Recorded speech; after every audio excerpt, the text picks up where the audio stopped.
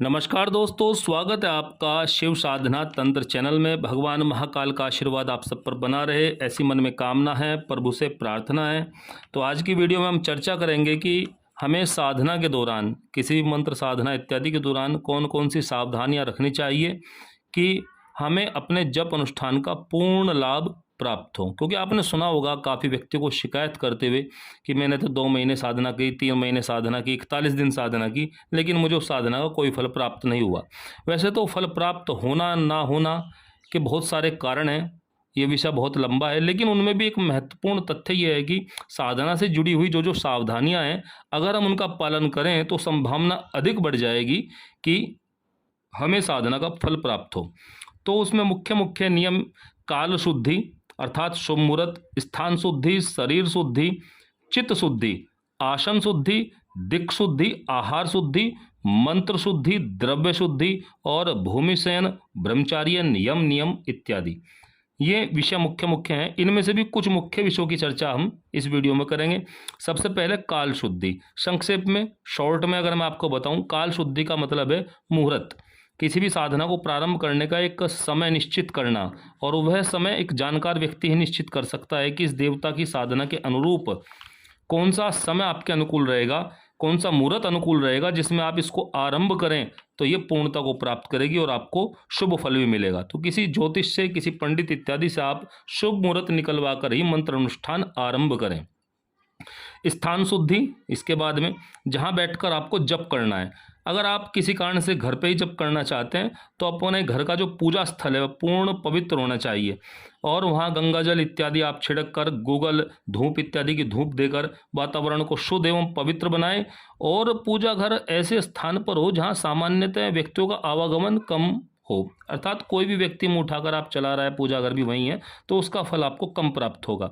यदि ऐसी व्यवस्था घर में ना हो पाए तो आपको साधना मंदिर इत्यादि में ही आप करें तो आपको अधिक फल प्राप्त होगा। अगला है शरीर शुद्धि। अपने शरीर को अधिक से अधिक आप शुद्ध करेंगे, अर्थात स्नान इत्यादि के बिना आप, और स्नान में भी पंच औषधि और थोड़ा गंगाजल मिलाकर आप साधना के दौरान प्रतिदिन स्नान करें सुबह और शाम, तो आपको अधिक फल मिलेगा। अब शरीर तो शुद्ध हो गया, अगला पॉइंट है आपका चित्त शुद्धि। कर तो आप साधना रहे हैं लेकिन मन के भावों में शुद्धि नहीं है, मन विषय वासनाओं में ग्रस्त है और मंत्रों का जाप चल रहा है, तो भी आपको साधना का फल मिले संदिग्ध है। तो अंतःकरण की शुद्धि के लिए ईश्वर की प्रार्थना, ईश्वर की भक्ति, स्तोत्रों का पाठ, और जिस देवता की आप साधना कर रहे हैं उससे जुड़े हुए साहित्य को पढ़ना। उससे जुड़ा हुआ साहित्य जब आप पढ़ेंगे तभी मन में श्रद्धा उत्पन्न होगी, तभी आपके विचार शुद्ध होंगे। तो ये एक महत्वपूर्ण चीज़ है कि ग्रंथों का अध्ययन करना, तभी आपका चित्त शुद्ध होगा। इसके बाद आसन शुद्धि। जिस आसन पर आप बैठकर आपको जाप करना है उसका शुद्ध और पवित्र होना अत्यंत आवश्यक है। वैसे तो आसन शुद्धि का मंत्र भी है, लेकिन आसन साधक का अलग ही होना चाहिए। उस पर घर का कोई अन्य सदस्य बैठकर कभी जप ना करे, केवल वो उस साधक के निमित्त मात्र ही हो। ऐसा ऐसा आसन आपको रखना चाहिए, और वो पूर्णतः पवित्र और शुद्ध होना चाहिए। ओम पृथ्वी धरता लोक देवी करके मंत्र है, उस आसन भी शुद्ध आपको करना चाहिए। इसके बाद आपका दिक् शुद्धि दिशाओं से संबंधित है। दिशाओं से संबंधित है, किस देवता की कौन सी दिशा है, उस दिशा को शुद्ध करके उस देवता की साधना करना दिक् शुद्धि कहलाता है।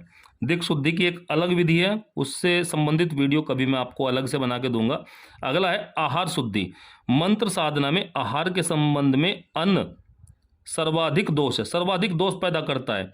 जो धन अहिंसा, अन्याय, बेईमानी, चोरी, भ्रष्टाचार आदि साधनों से अर्जित किया गया है, वह अन्न सर्वथा दूषित होता है। जबकि बाह्य रूप से वह शुद्ध आपको लगेगा कि बहुत पवित्र है, लेकिन वह किस आय, उसका आय का स्रोत क्या है, किस आय से वह अन्न आ रहा है, वो उसको दूषित कर रहा है। इतनी गहराई में आप अगर विचार करेंगे तो ही आपकी साधना सफल होगी। अशुद्ध एवं तामसिक भोजन के रस से शरीर में रोग उत्पन्न होते हैं, प्राणों में क्षोभ और मन में विकार पैदा होते हैं। जबकि बाह्य रूप से वो अन्न आपको बहुत पवित्र महसूस होगा, लेकिन वो आ किस माध्यम से रहा है, वह विचारणीय विषय। इसके 3 दोष हैं: जाति दोष, आश्रय दोष, निमित्त दोष। जाति दोष क्या है? जो स्वभाव से ही कुछ भोज्य वस्तुओं में रहता है, उदाहरणार्थ प्याज, लहसुन, अंडा, मांस, मछली, तंबाकू, शराब, ये सब तामसिक पदार्थ हैं। इनके सेवन से परहेज करना चाहिए। दूसरा है आश्रय दोष।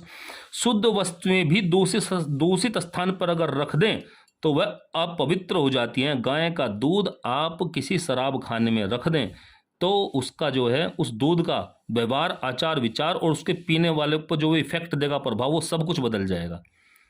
तो ये आश्रय दोष कहलाता है।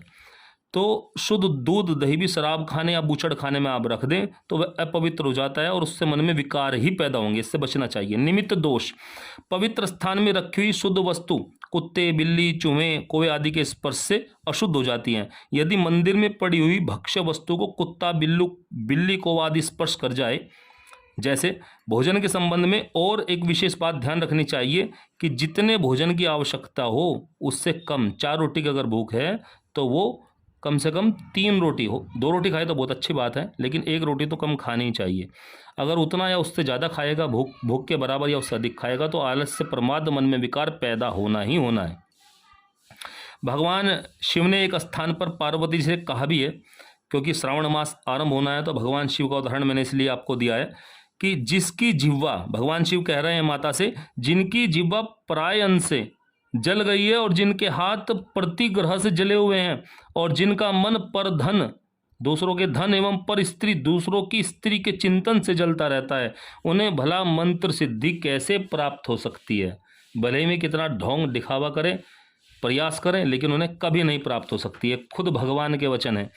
भोजन सदा सात्विक और सुपाच्य होना चाहिए। मंत्र साधक को आसन इक्ष्वाकु का आसन होता है, एक कुशा का आसन, या चटाई पर पूर्व या उत्तर की तरफ मुँह करके भगवान को भोग अर्पित करके और हो सके तो किसी अन्य को खिलाकर तब खाना चाहिए।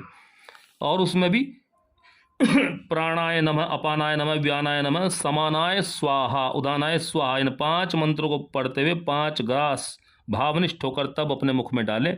तब भोजन आपको पवित्र और मन को भी पवित्र करेगा। तो मंत्र शुद्धि, इसके बाद है मंत्र शुद्धि। ऐसा नहीं कि कोई मंत्र उठाया और करना शुरू कर दिया। हाँ, कुछ मंत्र ऐसे होते हैं जो स्वयं सिद्ध हैं, कुछ हैं ऐसे जैसे पंचाक्षरी मंत्र इत्यादि, लेकिन ज़्यादातर मंत्र गुरुमुख से आप ग्रहण करेंगे तो भी मंत्र शुद्ध होकर आपको पूर्ण इफेक्ट देगा, पूर्ण प्रभाव देगा।